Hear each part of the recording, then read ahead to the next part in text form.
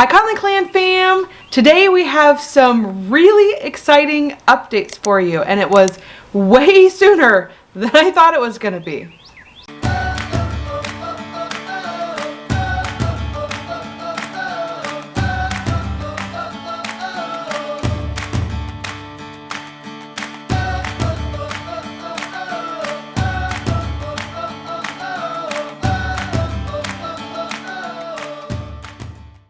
We are sitting out on our front porch, which is something we do almost every day.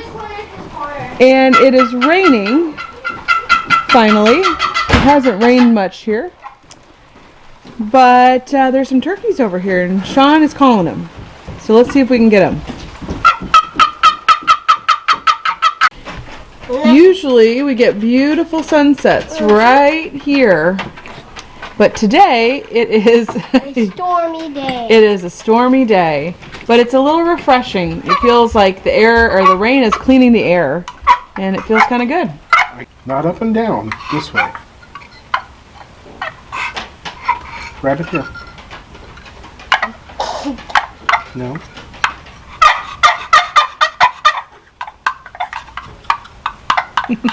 Good boy. Good try. Nice. Good job. Christian, what are you doing? Is it raining? Are you getting wet? It's like your own outdoor shower. It's sprinkling. It is sprinkling. And I have a dress on. That's so fun.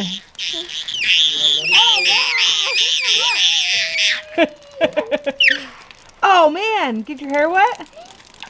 Oh my God, that's cold. Your hair Woo! This is how I dye my hair. Get your hair wet. I'm not getting this wet. So I'm not even sure where to start.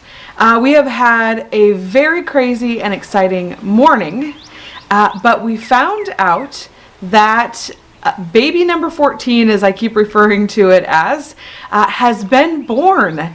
Now we thought that she was only, 7 months along? Yeah. And that's what she thought. She was 7 months. And it seems like it was a full-term pregnancy based off of size. But she delivered this morning, and so we have been talking to caseworkers and the state, and which would be the same thing, I guess. Yeah. Her grandma was with her, and so she's at the hospital, and then her mom came up, and so we have been talking to the social worker at the hospital and her grandma, and I got a chance to talk to her mom, and so we have been doing a lot of things this morning to see about getting the baby. So we had been talking about, and we had not mentioned this here yet, but we had been talking about seeing if maybe her and her grandma could come to Omaha and have the baby. She came to Omaha to have Gavin, to just kind of make sure that we got immediate placement of him. And then when she had Christian in Iowa, and then we had to do the ICPC, which took about 2 months, and that 2 months is really fast for an ICPC, even though it felt really long for us. And we were really worried, and COVID was happening during that time, and we thought that it ended up, now that you look back at it, it went fairly fast according to ICPC time. Yeah. But Yeah, so we're down here in Texas. We thought we had 2 months, and Yeah. we should have known better, and we did a little bit. We kind of gave ourselves, okay, well, we better be back in the next month or so, back to Nebraska. The baby was born in, I believe, Davenport. I didn't even ask you, but Davenport, Iowa, which is a 5-hour trip. But we have been kind of anticipating leaving maybe in a couple weeks, just to make sure we get back in the next 3-4 weeks. Yep. Thinking that we were going to have a lot of time, and with foster care, with any of this stuff, you have no clue when it's going to happen. Yep. We were just informed 2 weeks ago about her, 3 weeks ago. yeah, I think it's only been a couple weeks that But we've she known. was pregnant and she was showing, and Yeah. Grandma had mentioned that she looked like maybe she was 7 months out. Yeah. or 7 months into it. So Yeah. we figured we had plenty of time to get back, and lo and behold, I think you were in the shower when you got the phone call. Yeah, I just got out of the shower and I get the phone call, and her grandma was going to talk to her about coming back to Omaha, and she thought that was a good possibility that could happen, and so I thought that's what the phone call was that we were all gonna have this discussion, and then I hear a baby in the background, and her grandma says, "Well, it was born," and I'm like, "Oh no, yeah, oh my gosh!" And We had no time really to prepare anything that was going to help us in the adoption process or getting the baby first fostered. Our license we found out, I think it was just yesterday. that our license had been fully suspended or stopped. So they closed our home. Yeah, or closed, yeah. Yep. And so we were trying to see if we could rescind that close notice, because when I sent the email to our agency, I just sent an email saying we don't want to renew. And so I just kind of figured that we'd have our license until the end of May. And then our agency ended up sending a notice to the state saying that we were closing our home. Well, when they closed it immediately. And so it was kind of like, they closed it already, and I wasn't expecting that, and they wouldn't reopen it for us. And really the biggest thing the biggest reason we needed to be foster parents was because for Iowa to place it, we were told that they prefer us to be licensed foster parents. And so to do that ICPC, and they preferred that. Now, I talked to the caseworker today, and he said that they could place the child with us as what they call a suitable other, but you still have to go through that ICPC process. So, so I've talked to the hospital social worker today, and so she got all the information about like how we even started this journey, how we have the siblings, and what that looked like. Talked about our relationship with the birth family, and Grandma Marilyn was there having this conversation with us too, and so the hospital had asked if one of the grandparents would be willing to take the baby while they do our paperwork. And so they said yes. Now keep in mind, this isn't the state. This is the hospital social worker. And then I had mentioned that the caseworker told us that if they didn't call the state and we could get the birth mom to release the baby to us, that they've said that we could just take the baby and wouldn't have to open up a state case. Right, and to back up just a little bit, what happened was almost identical to when she had Gavin, or Christian, Had Christian, yeah. and Gavin, really, for that matter. She went into labor, she got to the hospital, she had the baby, and while they were probably doing paperwork and getting ready to talk to her a little bit more about the health of the baby, well, she ends up leaving. Yeah, and she has done that the last, I think, 2 times. This makes it number 3, where they cannot wrap things up and have it either go directly to the state and everything's clean, or let's say with us, we have kind of decided that we would take the new child, whether it's run through the state or not, and just take it as a private adoption, basically. Right. So I was talking to some people in the comments on one of our videos that we wanted it to go through the state because they offer you support and services, and you get the health insurance, and that becomes really important to us, especially when we know that they're always born with drugs in their system, and usually there's alcohol involved, and so it just makes it helpful to have that support. But we had talked and decided that regardless, we would take the baby either way.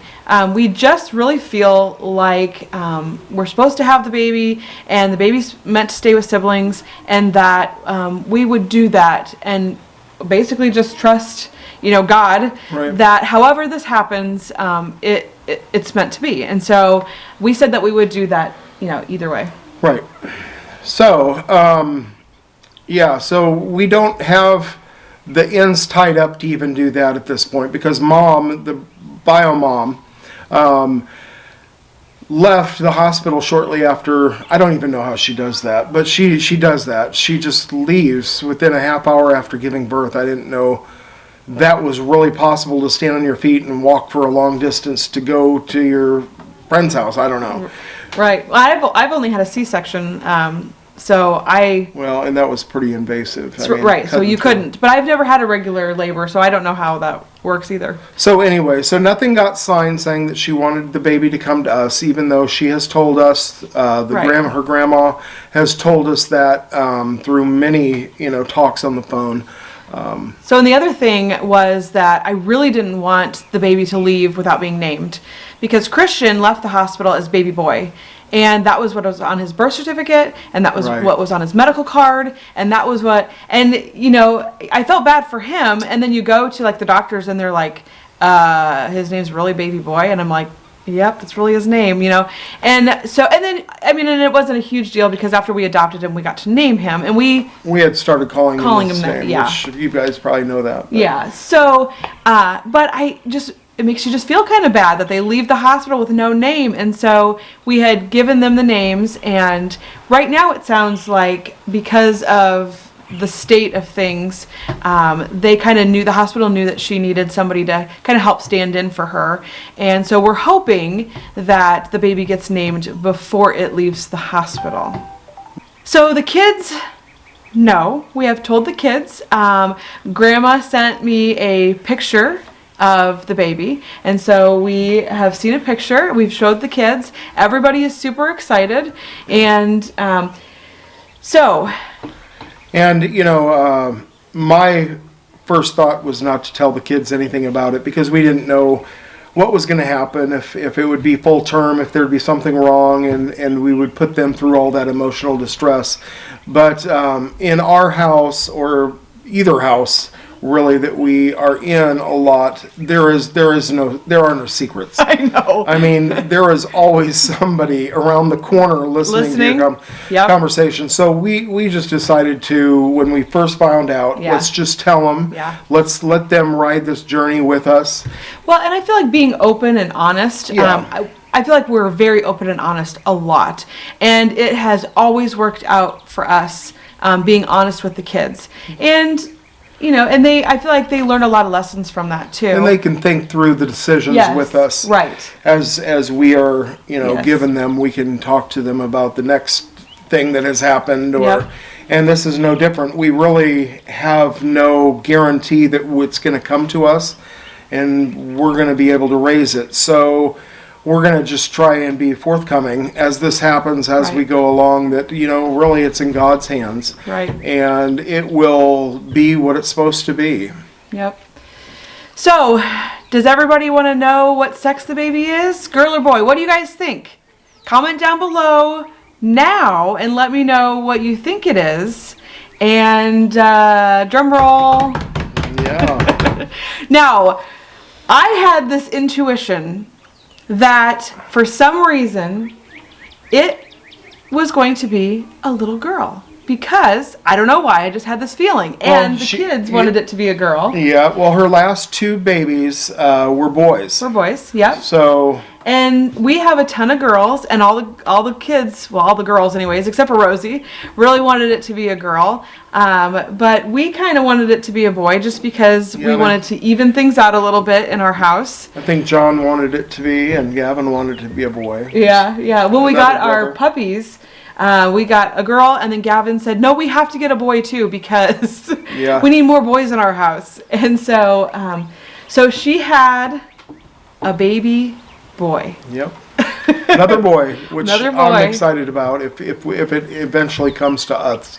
Yes. That's what I would have wanted. Yes. They seem a little bit easier. The drama isn't there as they get older. Yeah. Even with Charlie. There's already so much drama. I think that started at 2 years old when we first really got her. It is crazy. And, being a girl myself, and I look at our girls and I think, my gosh, there is so much drama. There's a lot of bickering. There's a lot of, there's just a lot of it.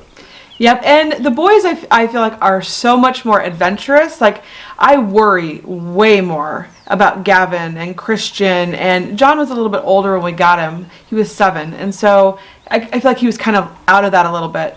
But, you know, there's so much that comes with boys as far as the adventure side and the risk taking and so there's a little bit more about that worry on my part. But I do feel like they are a lot easier as far as the long term wise. The boys seem to be easier.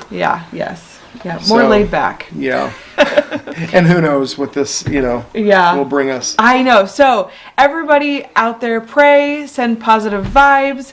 We are super excited. We weren't expecting it to happen this early, but we are doing everything we can to prepare, and hopefully we can go either pick up the baby now because it will be a direct placement, not through the state, or Grandma will get it and she'll be able to keep him for the next couple months while we do paperwork for placement. So we will obviously keep you guys updated on what's happening. Yep. We'll see you later. See you later, guys. Bye.